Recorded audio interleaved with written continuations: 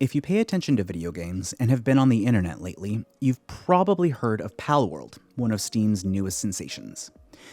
It's a game in early access by a Japanese developer called Pocket Pair, whose other big game is an open-world survival game called Craftopia, which takes gameplay ideas like crafting, fishing, farming, dungeon crawling, and monster collecting, and combines them in one big package that looks surprisingly like The Legend of Zelda Breath of the Wild. Palworld, on the other hand, is an open-world survival game that combines gameplay elements like crafting, fishing, farming, dungeon crawling, and monster collecting, combining them in one big package with guns. It went viral back in 2021 when it was announced, not just because it looked like Pokemon with guns, but because it has you put your monsters, called pals, to work for you. Sometimes it looks cute. I mean, just look at these guys stacked up on top of each other. They're working so hard, it's adorable. Other times, though, it reads a lot more like something PETA would get up in arms about. You can even use your pals as shields against enemy gunfire.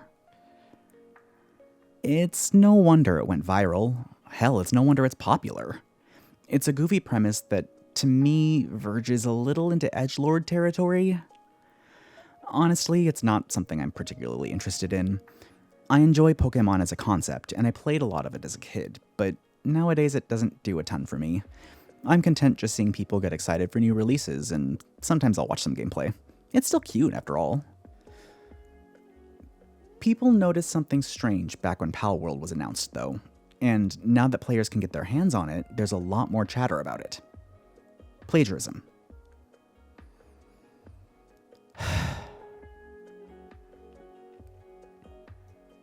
Okay, before we move on, let's get a few things out of the way. First, video games are highly iterative. That is, they build on what's come before them. One game will popularize a concept or a game mechanic, only for games that come out after to take that idea and make it their own. In part, that's how game genres are created. Look at Metroidvanias or Battle Royales. Hell, Pokemon itself inspired countless monster-catching franchises, though it was far from the original in the first place. A game having a monster-catching element to it doesn't mean it's plagiarism. There are only so many original ideas in the world.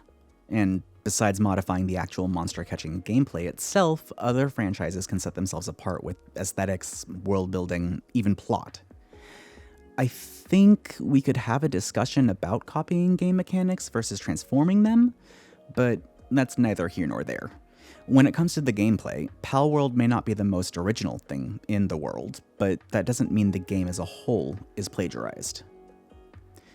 Second, the Pocket Pair execs have talked about wanting to use AI to help design their games and characters. There are times when AI is less of an issue. Take upscaling, like in the Moguri mod for Final Fantasy IX, for example. Where it gets hairy is the type of AI we've been seeing more often lately in things like Midjourney and ChatGPT, programs that learn from massive amounts of copyright material without permission, and then generate content based on that material and what commonalities it finds in it. At the time of writing this video, though, it's not clear if Pocket Pair used AI to design the pals. And honestly, I don't think it matters. Not everything that looks derivative or janky is AI, and it doesn't change the issue of Palworld and plagiarism. I'll get to that shortly. First, I guess third, whatever, the word plagiarism itself. I've seen a lot of pushback on the word for various reasons, but the thing is, plagiarism isn't just an academic concept. It's not solely about legal issues. Plagiarism, copying, ripping off, they're all about the same core idea. Someone taking work that others did and passing it off as their own. It doesn't even have to be in the same format or medium. If I took the plot of Silent Hill 2 and turned it into a novel, and then claimed that it's not plagiarism because Silent Hill 2 is a video game and Pyramid Head isn't, I don't know, trapezoid boob or something, that's still plagiarism. Something that's plagiarized doesn't have to be completely unchanged either. Copying pieces of other work and pasting them together doesn't suddenly make an entirely original work.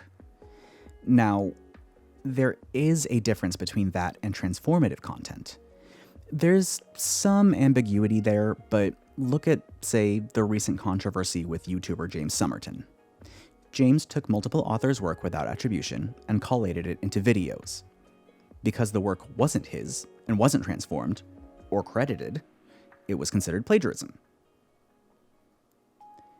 If you take clips of something and stitch them together in a way that comments on the original work or builds on it, though, like fanzines or streams, it's a different story. The problem is, I have a hard time thinking of Palworld as transformative. Many of the creature designs don't just resemble Pokemon. They're combinations of multiple Pokemon parts or similar looking models in different colors. Some pals appear to be made of models or parts of models that have the exact same proportions as official Pokemon models. Others look similar to the point that there's still confusion over if the models themselves were ripped or just recreated.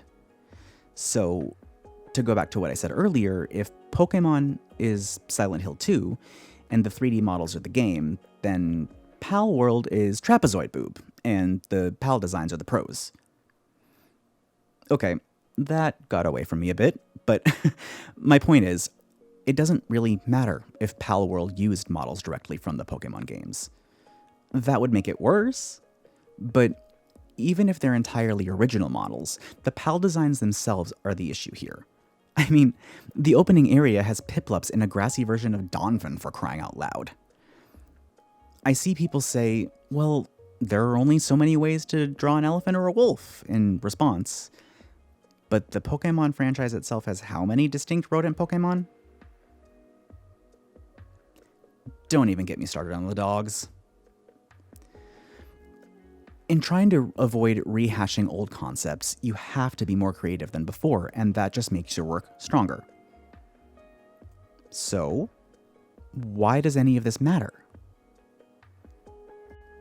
Well, legality aside, I do think it's scuzzy. We're not talking a fan game, not a ROM hack or a proof of concept. Palworld is a game that has been released commercially and relied on the PAL designs for marketing to make a profit. Could they go in and change the designs? Sure. But we're talking about what is in front of us right now, not what Pocket Pair might do in the future. And what's in front of us right now is a game that doesn't really look anything like Pokemon, only it's populated by a variety of Frankenstein's pocket monsters that don't even really blend in with the rest of the game's graphical style. Moreover, Hoyo vs. Genshin Impact got roundly criticized before and at launch for looking too much like Breath of the Wild, and while the game's first region definitely looked like it, including the stamina system and more, it quickly became clear that there was more differentiating the two games than people may have thought. Why is it then that Palworld has such ardent defenders? What's different here? Is part of it that fans, or I guess former fans, are mad about what Pokemon games have been over the last few releases? I've seen people argue that Game Freak and Nintendo deserve something like this because they haven't iterated on the Pokemon formula, and that if Nintendo's product was subpar, they should have expected someone to come in and fill that gap. Which would make sense if Pokemon was a survival game, or there was a Pokemon spin-off that was a survival game, or if the mainline games were trending toward being survival games. But that's not the case. We got open worlds in Pokemon Legends, Scarlet, and Violet, but an open world game hardly makes a survival one. And that's before we get into the ways that newer entries have changed the Pokemon formula. Either way, how does that justify stealing someone else's work? I'd buy it if Palworld had gotten so much attention for being a game that's like Pokemon with guns. But this is practically just a Wooloo running around. What about the last few games had issues? Says, yes, please copy my work. Yes, Game Freak and Nintendo are corporations, and I'm not here to defend them. IP law can be thorny enough as it is, and it's definitely skewed towards companies that have tons of resources at their disposal. That doesn't make plagiarism acceptable. It doesn't just impact corporations. It affects artists, whether they work for a major corporation or go freelance. It impacts gamers too, stifling creativity in favor of what? Views? Streams? Steam purchases?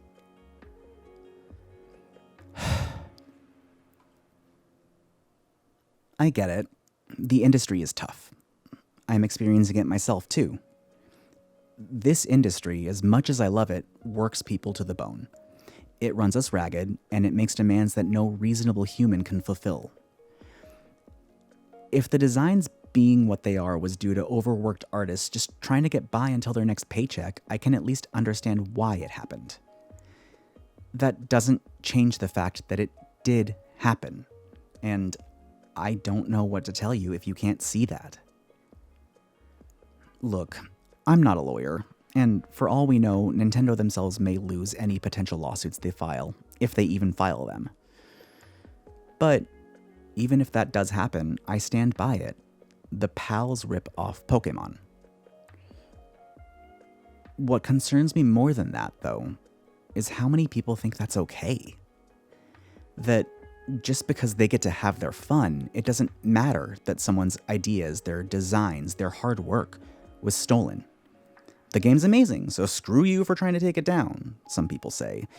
You're just mad it's popular. It can't be lazy, it sold a zillion copies.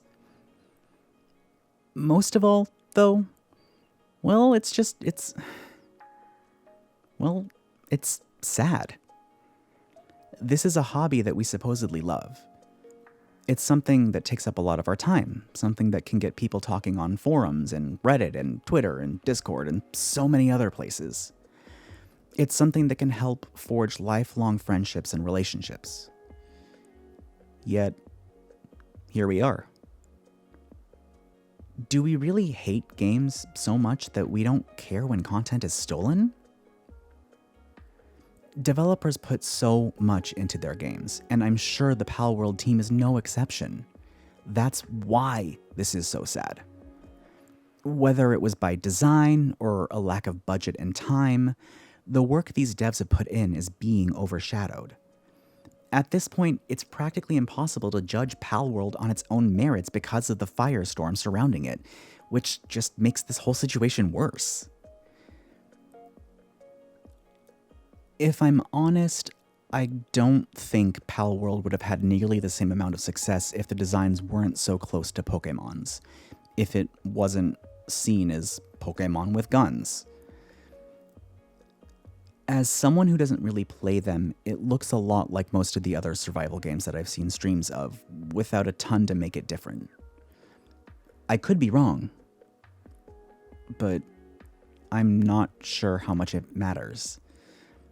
The one thing that makes it unique is stolen.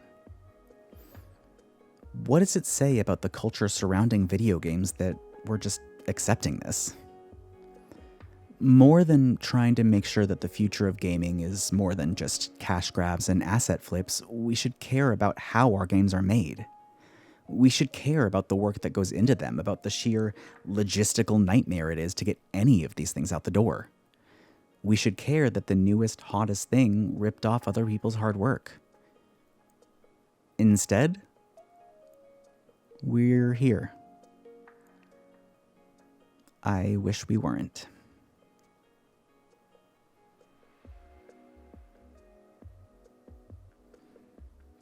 Thanks for listening. If you found this video interesting, please like it and subscribe to this channel. I'll have more videos in the future.